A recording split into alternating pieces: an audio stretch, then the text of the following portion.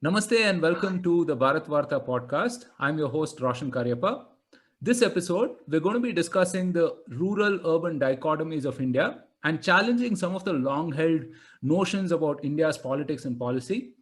To discuss this fascinating subject, I have with me Abhinav Prakash Singh, who you must have heard on our blockbuster episode on Ambedkar, Nehru, and Patel. If you haven't yet, then I suggest you do.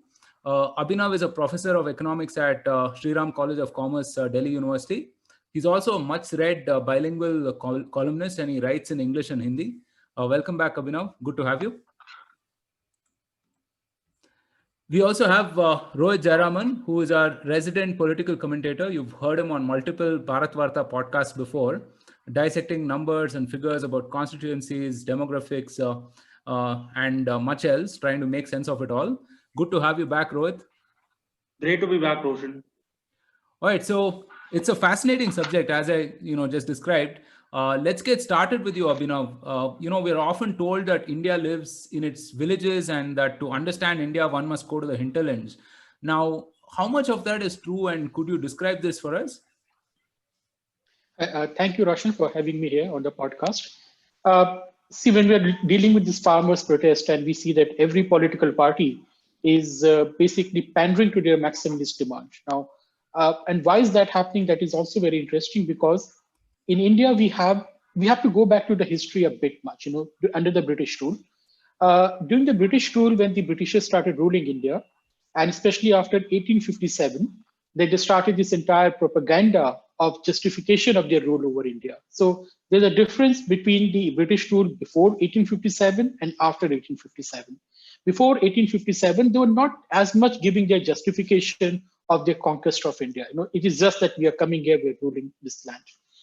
But after 1857, the entire thing started. A very concentrated anthropological study, anthropological interface between the anthropological studies and the policy making and the imperial policy started.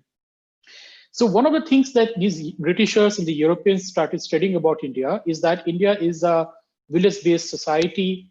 India is a caste society, is frozen in time. India's founding blocks are timeless villages. India is a spiritual country. The people are thinking about moksha, darshana, and some high-minded pursuit of God knows what.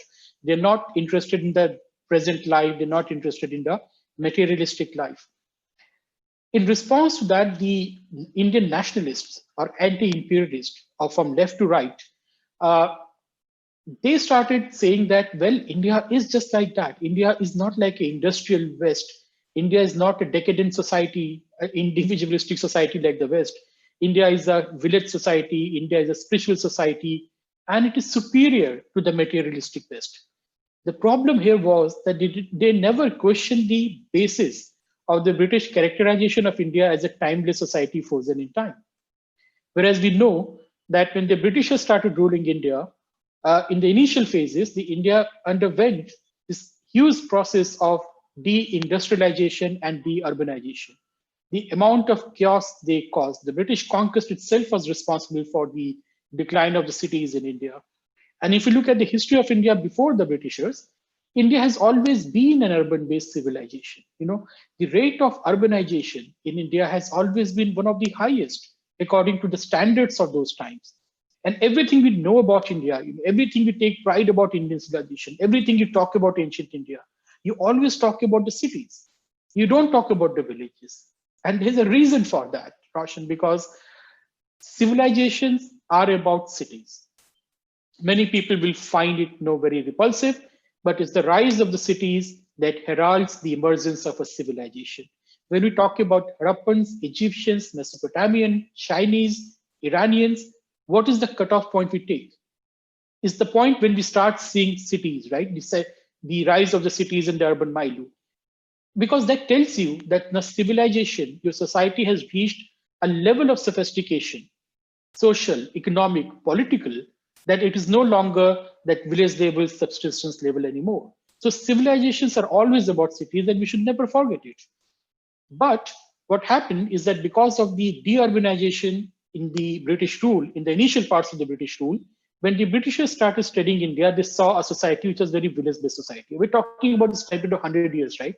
So And the nationalists also started doing that. And that shaped our imagination of ourselves. So the nationalist imagination of India became Asli Bharat Gaon Mein Rehta Hai, which was objectively true in that time, but that is not historically true. And now we look at it today, the census data tells us that India's urban population is about 35, 37% or something. You know, some studies say it might be 47%, some say it might be 40+%. But I'm saying all of them are wrong in their estimation of the urban population because of two reasons. One is that the definition adopted by the census is obsolete. It makes no sense today. And this whole, bifurcation, classification of peri-urban, urban areas is kind of chaotic because there's not much to differentiate between those areas at all. And also, you do not count for the huge migration in this country. So, you look at Noida in Delhi NCR, you will have people living here for 10 years, but they still have their permanent address back in the villages. But they're effectively urban population. Doesn't matter, what is written in your ID card or where do you have your vote. You are an urban population. You are living in the urban center. You see in the cities of UP, I can tell you, that cities have expanded very fast in the last 10, 15 years. So the areas which were outside the cities are now inside the cities, but they're still classified as village panchayat. They're not under the Nagar Nigam, they're not under the urban classification. So what we have in this country is a gross underestimation of the urban population and an overestimation of the rural population. And that is problematic. Today, some studies say that as much as 64% of India's population is urban population. If you go by the satellite data and different kinds of other kinds of measuring the urban population. But this myth has prevailed in India because it has origin in the national struggle, in the nationalist movement. Also, there was a problem in which that Gandhi exercised huge influence on the India's imagination. See, Gandhi was an anti-modern person. He was against machines. He was against industry. He was against modernization. He was against modern medicine. In fact, he refused to give his wife the vaccines because he thought that this is not good and that we should pray. I mean, his wife died because he said, no, I'm against vaccines. I don't believe in this modern medicine. People don't know his extremist views on these things. But his oversized influence on the Indian imagination, Indian policymaking also brought in this anti-modernist, anti-urban, anti-industrial mindset in the popular imagination. And especially his glorification of the village life in India and also of the Kisans in India. I think these two reasons are very problematic in how we look at India, and that also leads to real consequences for how we conduct our polity, conduct our policy making. Sure. So Rohit, you've just heard Abhinav very eloquently describe, what it is when we say that, India lives in the villages, how much of that is true. What has been the impact of this myth that, Abhinav alluded to? So, thanks, Roshan. So there are a couple of points here, right, which Abhinav said, which I want to further elucidate on just from a purely political perspective, right? To start with is what he said about the sheer number of people in cities and how that gets undercounted and how that impacts. There are two aspects to this. The first one, very simply, is that India's delimitation has been messed up for a very long time, right? Because right from 1976, I think is when they froze it for 25 years till 2001. So what effectively happened was your constituencies in 2001, constituencies till 2009 were of the same which were created in 1977. Interestingly, of course, in the first 30 years, in the first 25 years of elections, that is from 1952 to 1977, there were multiple delimitations. Now this artificial freeze on delimitation, which was meant from a population distinct perspective, and basically that states that, and this of course happened when in the emergency there was a very strong drive to reduce population, right? There was a very major population control drive. Now what this did was it did two things, right? One, it prevented allocation of seats between different states, which is still frozen and which is of course a topic of a much larger debate. Second one is it froze seats inside states. And this is what created an issue for many years, because by 2004, when you by 2008, when they finally delimited again, what happened was you had seats in like assembly seats in Bangalore that were almost the size of Lok Sabha constituencies in other parts of Karnataka. Because also right after 1977 is when, including the post-90 period, is when several cities in India expanded and exploded after liberalization. So all these cities were grossly underrepresented, and that, of course, basically created a huge skew in favor of rural areas. Now there was a delimitation in 2008 in states, right? It was not allocated between states. Like UP still has 80 seats, which it had in 2004. But inside UP, the seats have been changed. In UP, this has not caused much of a difference. But in, say, a place like Karnataka, there's been a huge difference because Bangalore's number of seats drastically increased. Like now, Bangalore has around 28 out of 224 seats in the Karnataka Assembly. So what this has done, and this is the interesting thing, right? Because the next delimitation is going to happen in 2026, and I read recently that it will be in the based on the first census done after 2026. That is, you're basically going to look at the 2031 census to delimit again.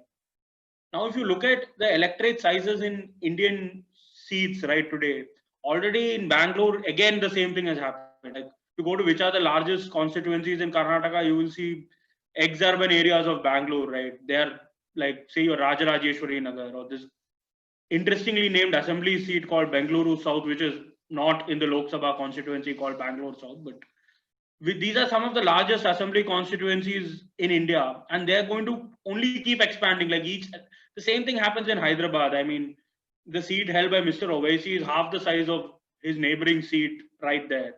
It's because you don't delimit enough, and obviously this helps rural areas because they're able to maintain their influence for longer. One state where this mattered a lot was Maharashtra, right? Because they're not delimited at all, and that helped rural areas maintain a huge stranglehold on Maharashtra politics. The other thing I wanted to talk about, Abhinav's point here on how the census classifies places. Another interesting thing is in a lot of states, and I speak from personal experience, at least in my home state of Kerala. What happens is places are added to municipalities or municipal corporations based on the political impact, right?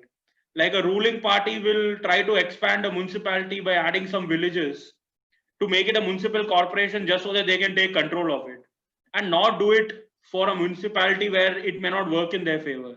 So all of this leads to massive distortions, both in terms of how seats are constituted, and how also, of course, how you look at the whole thing. Like, you don't know if a seat is purely urban because parts of it which are actually part of the town kept in another neighboring seat just because they are in a different gram panchayat, while this city is itself tacked on to neighboring gram panchayat which are actually still rural.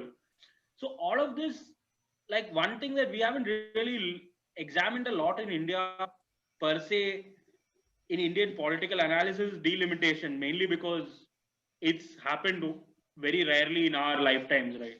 Like after 1977, it happened only in 2008. No one knows when the next one is really going to happen. So there's not really much analysis. If you contrast it to, say, the US, right? It happens after every census. So everyone knows when it's going to happen. It's a huge thing. People look at it, and that obviously drives policy, because today they know that in the next census, which is going to happen next year, the next congressional elections, more rural areas in, say, New York are going to lose population. So they're going to lose a seat. So everyone is focused on things like that. People know it. That's not the case here in India.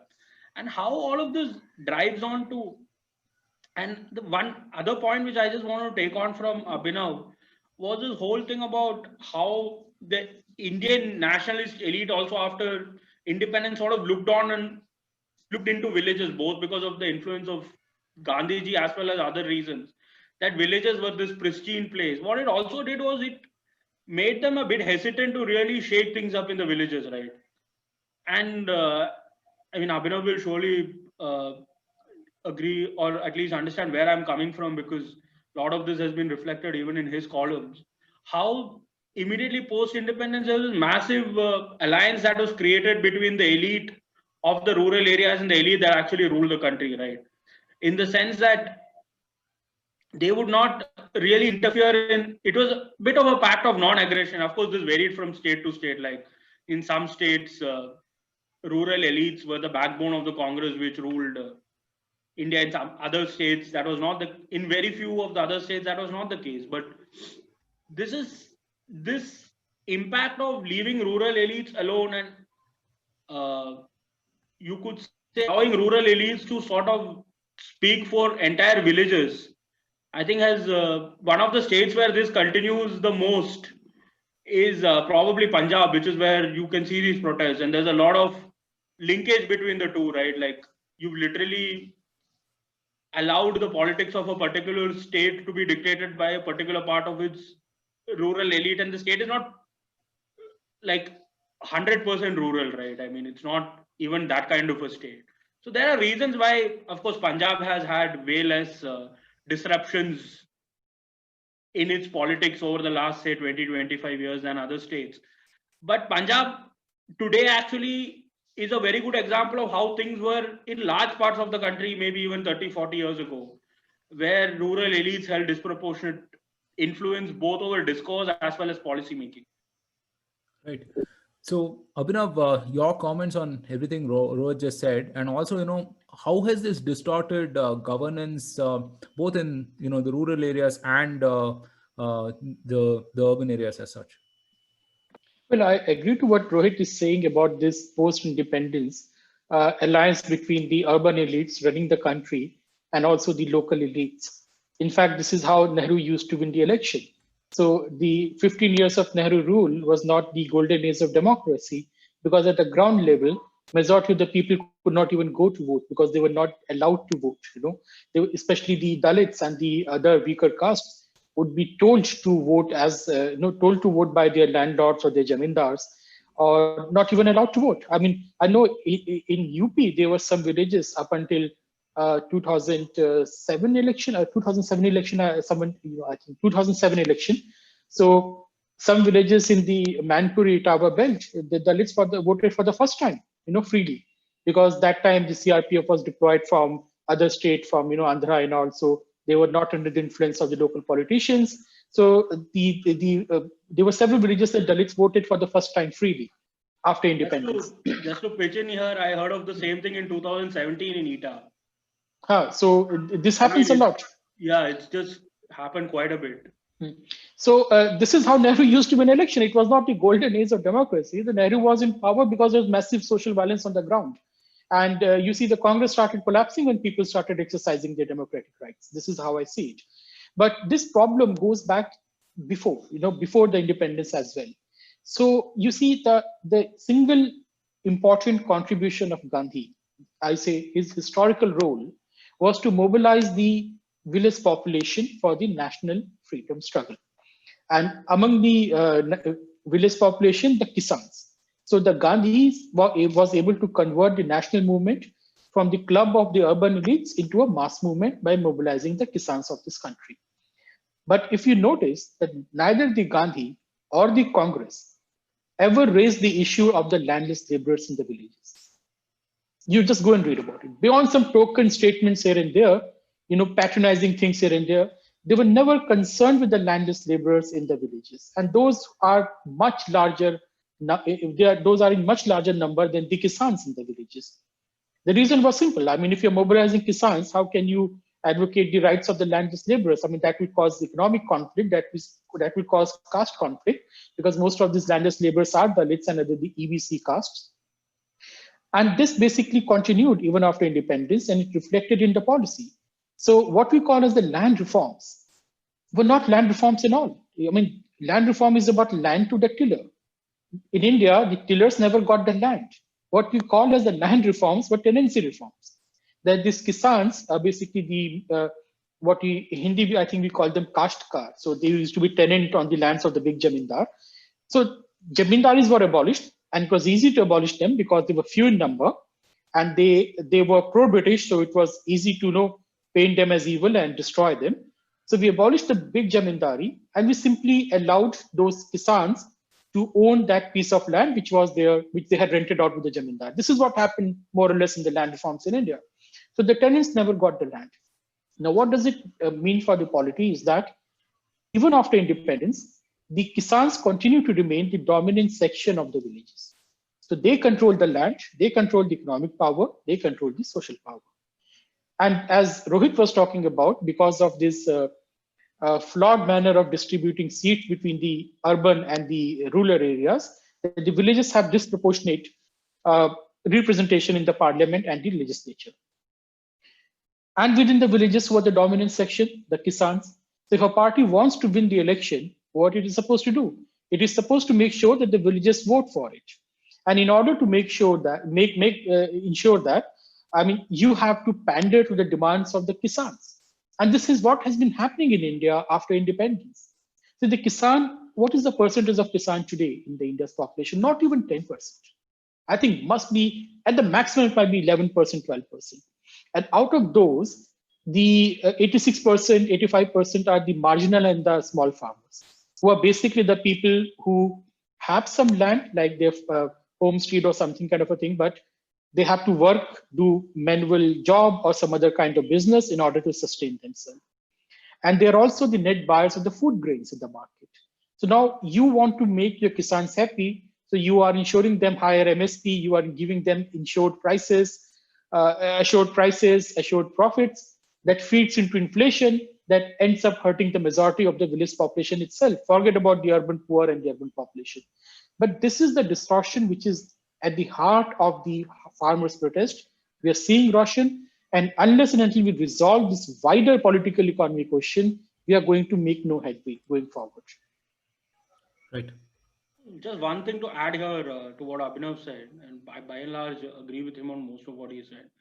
The key, an interesting thing here, and I think it's based on the real lack of how a lot of our politicians for a very long time themselves belong to the urban elite, was that when you actually, while Kisans per se, as Abhinav said, maybe only 11 to 12% of the population, landless laborers obviously are a much larger number. And what everyone, and this probably shows the issues with social and political commentary in India, what almost everyone does is they club the two together for the purpose of trying to determine what percentage of people work in agriculture, right? So what happens, and this is a very interesting line of argument, right? You start by saying that around 60% of India's population works on farms. So therefore... By the way, that is not true. It's only 37%. Even that is now 37%. Right. So I was going more from the past. Then you move on to the point that everybody is because 60 or 37% is there, then everybody is a farmer. And then whoever is a farmer leader represents the interests of all this 37%, which is, if you look at it even a bit logically, doesn't make sense, right? And the reason why I think this has gone on for so long is because, quite simply, most Indian politicians, Indian social scientists, etc., themselves, very few of them actually come from the villages. So it's very easy for them to get stuck in this kind of circular debates, going into, and when I say Indian politicians, obviously politicians at the very top, right? Not a few. Obviously there are state leaders and others who do that, but who do obviously are from villages. But it's very easy for them, or even if they are from villages, they actually do belong to this 11-12%. So it helps them also to perpetuate this fiction. And that's where I think some of these things go wrong, or I would say distortions creep in. Right. So Abhinav, we're discussing this in the backdrop of the farmer protests, right? As you mentioned. Is there like an implicit rural veto in India? And, how can they hold us ransom? Basically, how can the 10% that you talk about who are involved directly in farming and agriculture hold the rest of the country ransom? And if so, what can be done on that? Well, it's not even 10%, because this protest which you are seeing, this is basically led by the middle and the large farmers. This is being spearheaded by them. Now, Punjab is a special case, because in Punjab in 1900, we had this British law called Land Alienation Act, which effectively barred Hindus from owning agricultural land. So the agricultural land was given only to the people who were doing this military service. And given the British policy after 1857, all this myth of martial and non-martial race, they were only recruiting soldiers from the Muslims of the Punjab and the Sikhs, the Jat Sikhs of the Punjab. So they got disproportionate land in the countryside. And they also benefited a lot during the Green Revolution. Because in the Green Revolution, the government focused on Punjab, basically on Punjab, also Haryana and Western UP, but Punjab was the focal point. And because of that, you had this entire new class of farmers which emerged in the Punjab, which are called capitalist farmers. Now, in the popular imagination of India, the farmer cannot be capitalist. Somehow capitalism is only about Ambani and Adani, which is the most stupid thing that tells you the level of commentary and political public discourse in this country. The capitalism is not about the scale of your operation, it's about relations of production. So these farmers who own land, but now hire wage labor as opposed to the traditional caste labor before and work on the profit motive are the capitalist farmer. Right? Capitalism does not mean big industry. It's about relations of production, how you organize your production process. And the defining feature, I would say, is the hiring of the wage labor who do not own the means of production, and you're working for the profit. So these farmers were a new class of farmer, a new character of the farmer was emerging in these regions. And many of these farmers became quite prosperous. I mean, it did brought prosperity in the interside of the Punjab, which is a good thing, which is a welcome thing. And it was very much needed, the kind of MSP, state support, electricity subsidy, water subsidy, that was all needed in the 60s because of facing huge food scarcity. So we wanted to incentivize the farmers to produce more food grains. But many of these rich farmers have now grown to become money lenders. They have become the traders. They control trade and commerce. They are the middlemen in the APMCs. They control APMCs. And it is they who are spearheading these protests because they feel that the entry of the big capital or the corporate might threaten their social and economic power. So this is basically the fight between the large capitalist farmers and the big capital. It's not about the village versus urban areas. It's not even about the Kisans versus the corporates, because most of the Kisans in the country would welcome to work with the corporates. There has been no protest anywhere in the country. I mean, no one is opposing these laws. And if you go back to the history, many of the Kisan unions themselves have been asking for the right and the freedom to deal with the corporates directly. In and around Delhi, you already have a large number of farmers dealing directly with the companies. They're supplying all this Reliance Fresh, Mother Dairy. So they always already have this informal contract between them to do a kind of contract farming. These laws simply recognize them, give them a legal cover, and make it more transparent.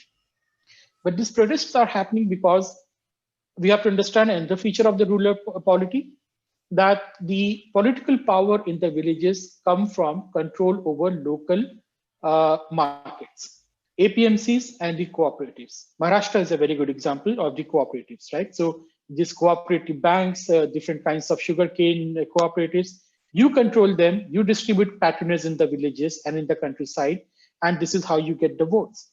So that is basically causing a big problem for the entire country, where you have this 3-4% of the population. Those were actually prosperous farmers. The elites in the villages, they control the levers of the political power by their control over local institutions, and they're shielded, ironically, by the state power. So their control over APMC is facilitated by the state itself, because there is no competition to them. And then they hold the levers of the political power, which means that the entire policy, the entire polity will revolve around them. So many people say that if the villages have disproportionate political power in India, how come villages are in such a bad condition? They're in a bad condition because villages are not Kisan. The rich people controlling the village politics and having an effective veto on the country, the national politics, are not concerned about the village development. They're concerned about themselves, and they're doing pretty well. The rich Kisans in India, we know all the big politicians are rich. Their profession is they are agriculturists. So this has created a big problem. I think the solution lies in drastically changing the distribution of seats between the urban and the rural areas. So This is why I wrote that the BJP contesting the Hyderabad election as a kind of a mini national election is a great thing which has happened, because this will now shift the focal of political power and political contest away from the villages towards the cities. And when you are contesting these elections in such a aggressive manner, the leadership which will emerge, the mayors which will get elected, would also be political heavyweights. And once you have heavyweights, political heavyweights as the mayors in the cities, slowly you see institutional power will also start shifting, right? They will, over the time, they will get more powers, the institutions and rules will change, there will be more devolution of the power. And also, that will also create pressure on the political parties to not listen to the urban areas as opposed to just pandering to this narrow section of the village elites. And this will, I think, will change a lot of things. But this is a political process. We can't have a policy solution to this thing. So the polity of India has to be transformed. One policy solution can be, as Rohit was talking about, in the delimitation, reflect the demographic realities of India. Right. So, Rohit, a more fundamental question to you. You've heard some of what Abhinav has talked about in terms of representation in the rural areas and so on, right? So who is the rural voter? You know, if you were to draw some percentages in terms of demographics and so on, so who is the rural voter? I think, Roshan, that's a very loaded question, right? In the sense that more than who is the rural voter, it is how. The correct question, I would say, would be what kind of lines do people vote on in rural areas, right? And that differs a lot from state to state in India. And it differs from state to state in India in a very basic manner, right? Because what Abhinav said right now about how there's how control over, say, the APMC or other markets essentially leads to overall control of a particular group in a rural area. Now that varies from, that has also extended to political control historically. Again, as we just, how a lot of people weren't even allowed to vote. Even if they were allowed to vote, they were expected to vote in the correct manner. Otherwise, they would face some consequences. So all of these, or basically larger people could control votes, and all of these things. I would say at different points of time, each of these things changed in different parts of India, right? Or are still changing. And that happens to do a couple of reasons, right? One is, like, the first one large group of people who tried to do this were communists, right? But communists obviously failed in really trying to, because a lot of what we discussed is a fairly basic explanation on class struggle, right? I mean, so one would think that communists are the easiest or the best people to exploit this. They clearly aren't, at least in the Indian context. And the classical explanation for why they fail to do that is that they fail to take into account caste, or they fail to take into account some of these other issues. Now, what has happened in India is you have seen states break away from this, right? One of the biggest breakaways, the most famous and commented upon, is the breakaway of UP and Bihar from this kind of voting, right? Where people started voting assertively on caste lines, which, contrary to popular perception, I would say is a movement away from feudalism, right? Because what we are discussing essentially is feudalism. UP and Bihar were two of the earliest states in India, at least politically, to stop being feudal in their politics. And that happened through pure assertion of caste politics. Now, this hasn't happened in a lot of other states where dominant rural castes continue to rule the roost till very recently. I mean, one can just go back to 2014, where there was so much confusion or bewilderment that, the BJP had a non-Jat CM in Haryana or non-Maratha CM in Maharashtra and non-tribal CM in Jharkhand, but that doesn't really fit into this. But whatever. And how that happened and why this was so bewildering to a lot of people was primarily because those relations had been set in stone for quite a few years, right? And how did the BJP break this? BJP in some of these states clearly acted as a party that could mobilize a large number of voters who otherwise were not part of the dominant ruling coalition, but who actually voted for the ruling coalition. Like they actually did not have political power, but they were the people who gave the votes, but not the power. And why was the BJP able to mobilize it when other groups either had tried and failed? Like to some extent, you can say that for the BSP outside UP, and to a certain extent in Punjab, the communists obviously. And I would say there were two reasons, right? One was obviously the huge popularity of Mr. Narendra Modi at that particular point in time till today. It is a disruptive force. And the second thing is because the peculiar politics of the BJP, which is based in a particular ideology, does give a larger route to people. And obviously, as we've discussed in a lot of other podcasts, India is still a per capita 2,000 to 2,500 USD country, right? So Hindu nationalism would obviously serve as a bigger anchor than communism. That's probably why this kind of disruption has happened over the last several years in a lot of states. And it's not happened in Punjab exactly for that reason, right? Because as Shekhar Gupta said in one of his articles, one, the BJP hasn't really tried to do that in Punjab, and two, obviously Hindu nationalism has certain inherent limitations in Punjab because it's not a Hindu majority state, just because of its demographics. And that's another thing that you may see as to why the politics are so particularly powerful in Punjab, because no disruption has happened.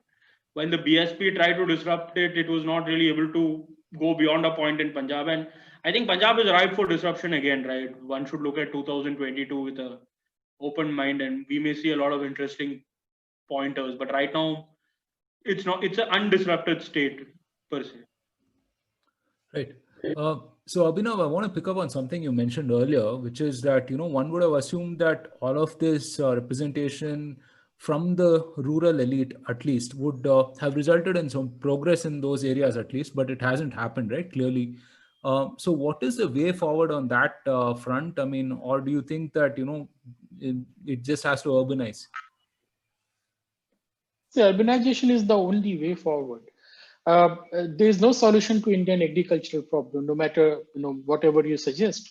We have too many people living off the agricultural sector, and the only way forward is to wean them away from the agriculture, wean them away from the rural areas, put them into an industry, manufacturing sector, and you urbanize. That's the broadly speaking, that's the trajectory we need to follow, which we have failed to follow. And but I just want to comment something on what Rohit was talking about. See, BJP today is actually the real force of disruption in the Indian polity and society. And one of the reasons why BJP has been able to call the bluff of the powerful castes and the communities, that traditional blackmail model, ye karo, do this thing, otherwise we are going to make the government fall, is because now there is a Hindu vote bank which is in existence. This Hindu nationalist vote bank, I put it around 20% of the population at the moment, 20%, 22%.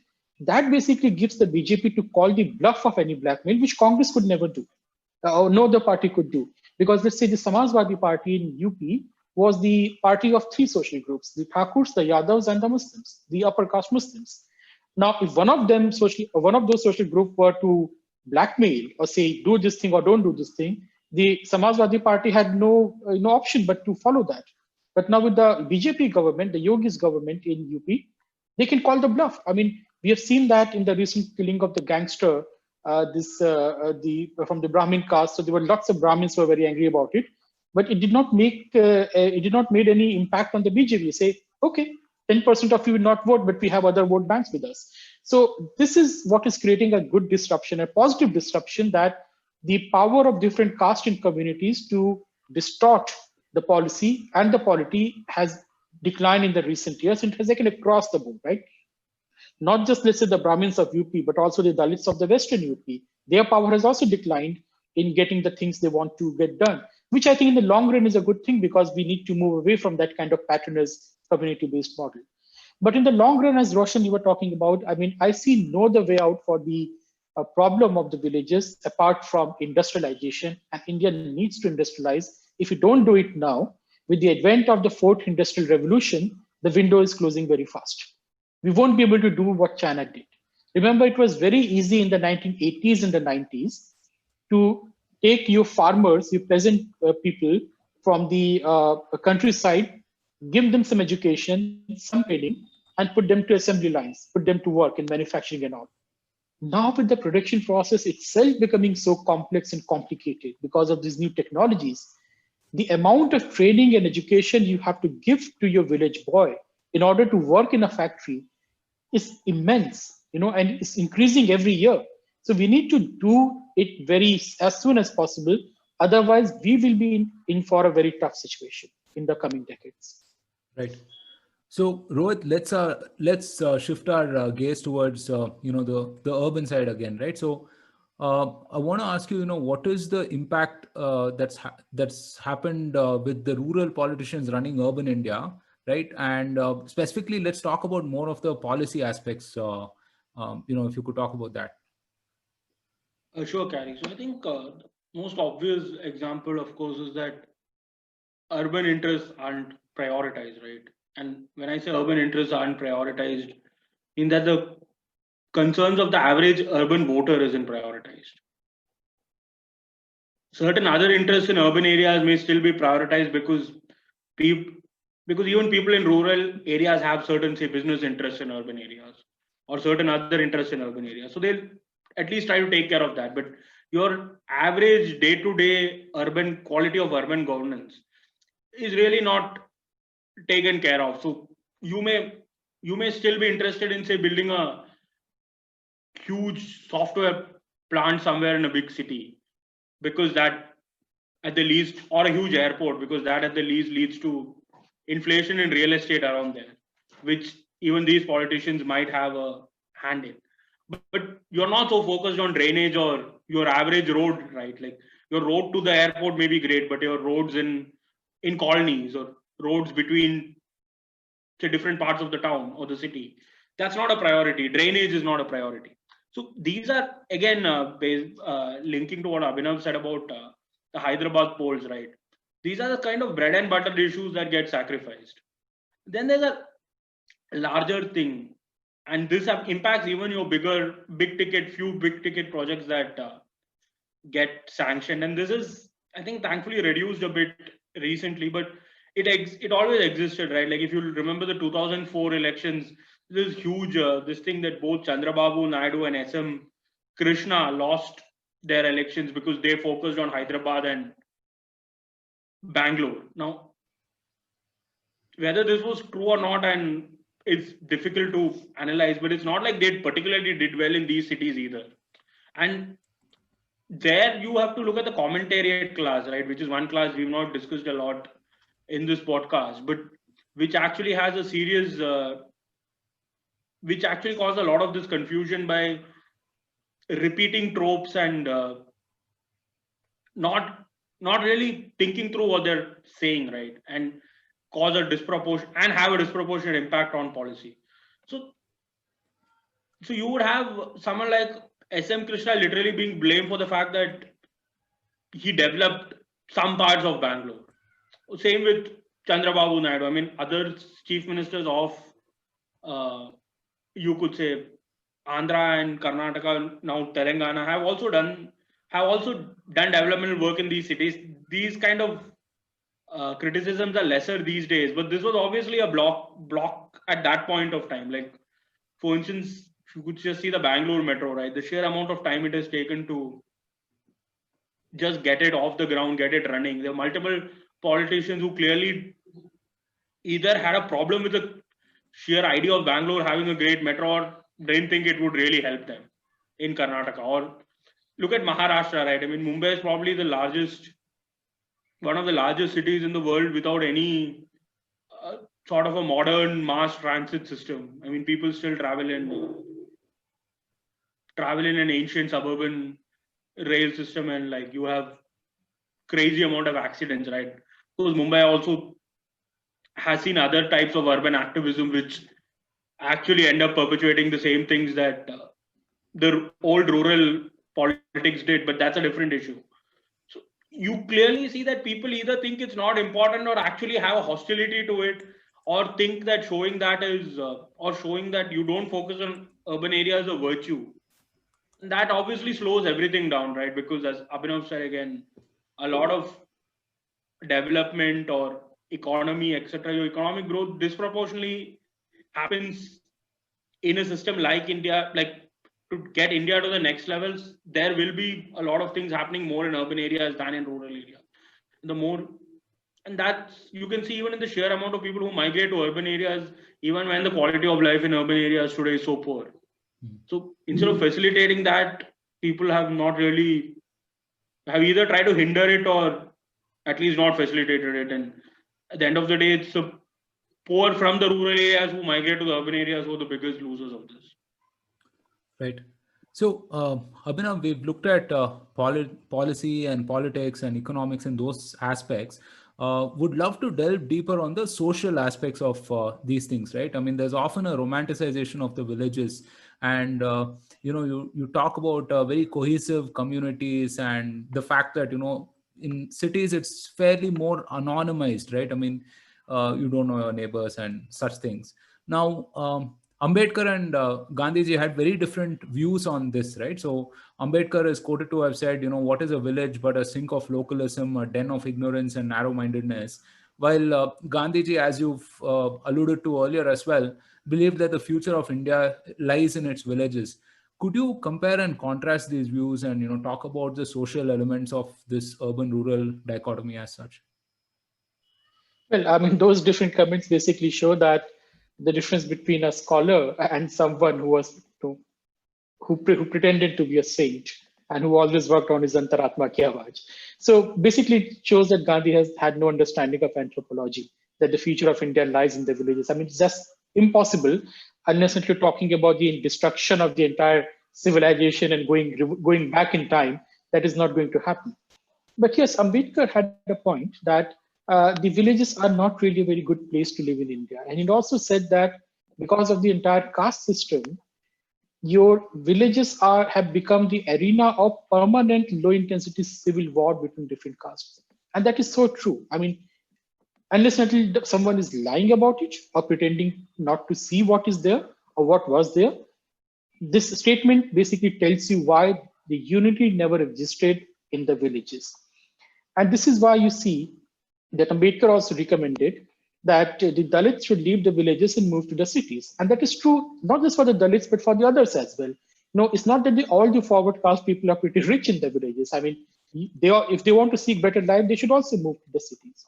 And why is that happening? I want to pick up on what Rohit was talking about, that economic growth rate will be coming from the urban areas. But that is true, that not just for India, that is true for every part of the world. The cities rise because of, they provide economic growth, that they are the culmination. Cities are the manifestation of the complex economic processes which are going on. Cities do not create them, they are the outcome of those processes. But in the industrial age today, the cities have become the focal point of the economic growth, because most of economic growth today comes from research and development, from the technology. And cities are the engines of production of technologies. We should never forget that. Because in the cities, you have so many people living together in close proximity to each other. There's economies of scale. So innovations happen here. Knowledge production happens in the cities. It can never happen in the village. And this is why the India's education policy of building these bogus large university campuses away from the cities is such a stupid thing to do. You should have single building, tall tower in the middle of the city as your technical institutions, as your universities, so there's greater interface with the society. You have this idea of JNU jab banaya tha, they built this JNU. It was outside the Delhi, this 1,000-acre greenfield campus on the hills of the Aravallis. What purpose did that serve? You should have universities and education system not in some ashrams, but in the middle of the city, so there's interface between them. Because cities produce knowledge, you need to accelerate them, and that is where your economic growth rate will come from. But on the social aspect, the cities also serve a great purpose in India. Is that in the cities, when you have people of different caste and communities and from different regions living together, that creates a common culture, a commonalities between the cultures. So in the villages, different castes live in their different sections of the villages, and the interaction is, I would not say non-existent, but limited, because the local identities are very strong. The communal identities are very strong in the villages. But if you are in cities, even by, let's say, because there's no other option, you're living together in a close proximity to each other. And that creates common experiences, that creates common culture, that creates social intercourse, and that creates a common identity. And this is why you see that it is in the cities in India that Hindutva is stronger, not in the villages. Hindu identity is stronger in the cities because the rural identities, the caste identities just start to break down. They do not disappear, they become very much diluted. And what you're left with, a common identity, which you say is a religious identity, Hindu identity. And this is why in India, unlike in the Americas or the Western countries, the so-called right-wing parties win in the cities, not in the villages that much. You look at the Gujarat election, the last Gujarat election, BJP lost in the entire countryside. It was able to form the government because the cities voted decisively for the BJP. Now, this is very important because the caste identities, the parochial identities start breaking down in the cities, and you have the rise of a nation. What is a nation ultimately? Nation is I would say in a very simple term, a group of people who share some common experiences and they feel about each other. And that's it. You don't need to go beyond that and bring all those technical jargons of political science. This is what a nation is. And that is why the rise of nations in the past 200, 300 years has always accompanied the industrialization and massive urbanization. And this is what is happening in India. So urbanization economically is indispensable because that is where your economic growth rate will come from. Socially, it's a very positive impact in India, given our social reality, and politically as well, for the emergence of a stronger nation, a stronger state. The cities are the focal point. You can never have it on a village-based society. And this is what Savarkar and early Hindu nationalists also understood. So there's not much difference between the Hindu nationalist of the earlier period and what Ambedkar is advocating. They're coming from different vantage points, but they're advocating the same thing in the end: urban industrialization. Right. So Rohit, let's look at how the media and the general commentariat covers this, right? And I think you sort of alluded to this earlier as well. How much of this is a function of distance and deracination versus serving the incumbent power structure as such? And can that whole narrative be changed, or do you see that changing over the course of the next few years and decades? A good question, Carrie. But so I would say it's a very interesting interplay, right? Because there's definitely some element of distance which has led to this way of looking at things. There's also an element of, I would say, more than, and I would be a lot more charitable and say not like sort of looking to favor any particular dispensation, but probably their own worldviews, right, or ideologies. So it's a very interesting mix of the two, which has primarily led to why I think the commentariat looks at certain things like this. And in terms of whether I think it's going to change, I think here Kapil Sibal made a very important point, right? I think I refer to Kapil Sibal on almost all my podcasts, where he said that the Congress's biggest problem has been that it has not been able to handle the communications revolution. And what he means, I think, by when he says the communications revolution is simply the fact that there are far lesser gatekeepers today, right? So to that extent, you could say that like there's social media, there are platforms like what we are just doing. So it's far more easy for people to get some of these different perspectives which are not necessarily covered in what can be called traditional media or from the traditional commentating class. And beyond that, I mean, whether it will change or not, I don't think it will ever change completely, because if you look at even much more advanced countries, right, I mean, I don't think the commentariat class behaves very differently in, at least in all Anglosphere countries, or countries where English is a primary language of commentary. It's interestingly, I think, different in some of continental Europe, at least. And I don't have information on some of the other countries, but that's not I don't think that can ever be changed in a country with so much exposure to the Anglosphere like India. But it will obviously be, moderated, and that's happened everywhere, right? Like you see the influence of, say, Joe Rogan podcast.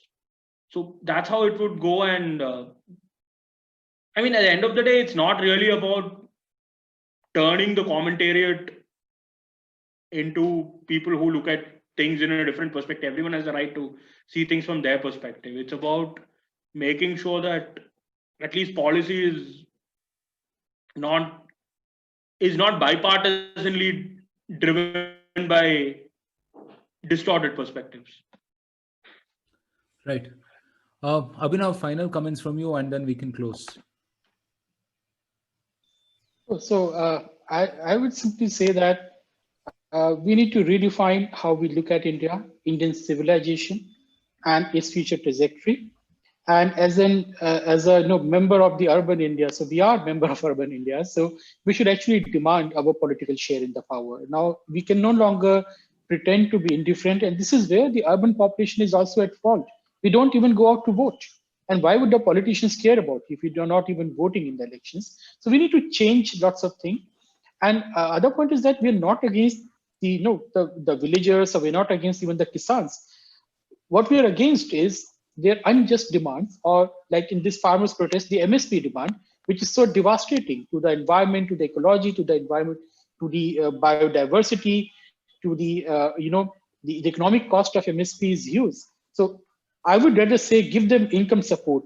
Increase your PM Kisan from 6,000 to 16,000 if you will, but please abolish MSP. So it's not that we are against any kind of support or benefits for the farmers or the villages, but we are saying that we need to call the bluff of this narrow section of elite distorting the entire polity in the name of the agriculture or the villages.